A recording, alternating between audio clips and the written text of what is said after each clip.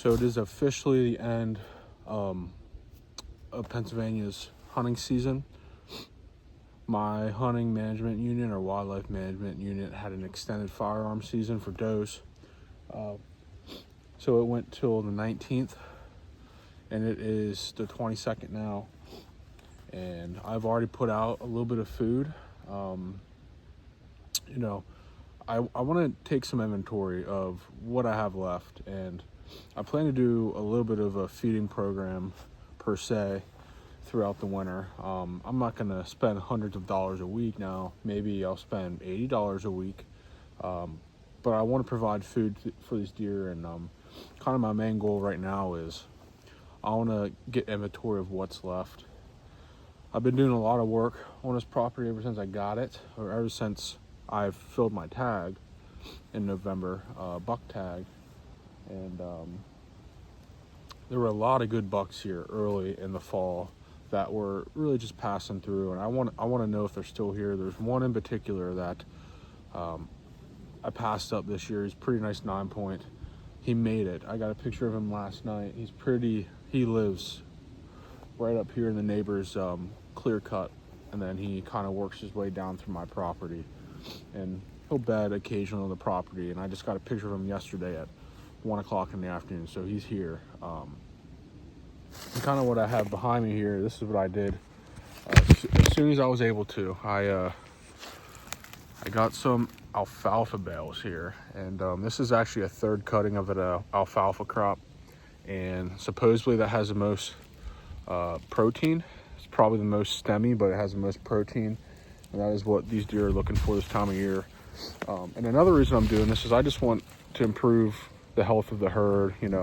I only have a small parcel. I'm not going to give the nutrients of maybe like a 20-acre standing bean field that's the deer can feed on throughout the winter, but this is definitely doing something. And the other thing it's doing is it's creating a reason for these deer to stay close to this property. A couple of these more mature bucks shed that really are going to be a target next year. I'm not a huge shed hunter, but I've seen people do this with alfalfa, because these deer will bed right on this and actually eat it as they bed on it.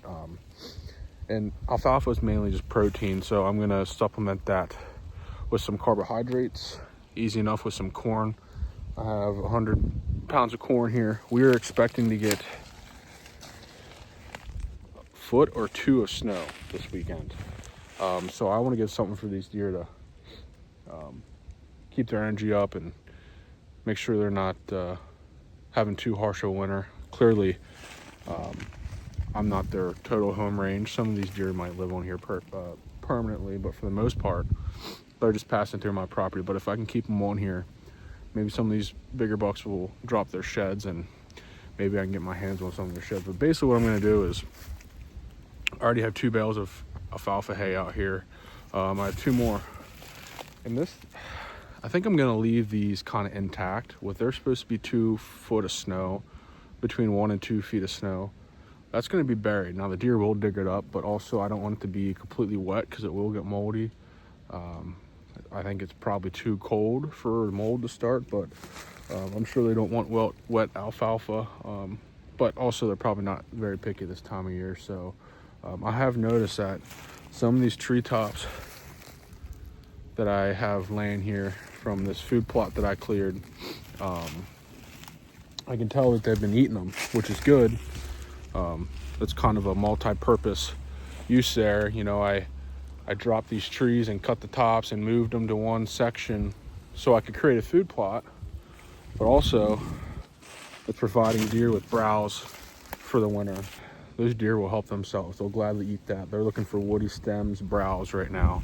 Just kind of showing you what all I'm doing here, and I can guarantee I'll have pictures of some of these bucks tonight, and hopefully 1 or 2 of these bucks that are really big tries to call this place home for the winter, and that'll be in the back of his head all spring and summer, and keep him here in the fall.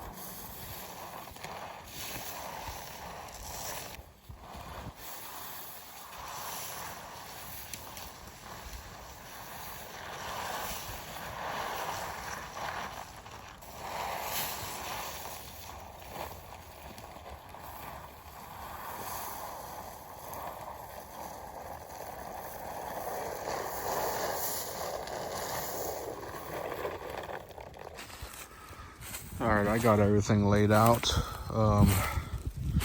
Yeah, I mean, you can honestly tell that I spread everything out.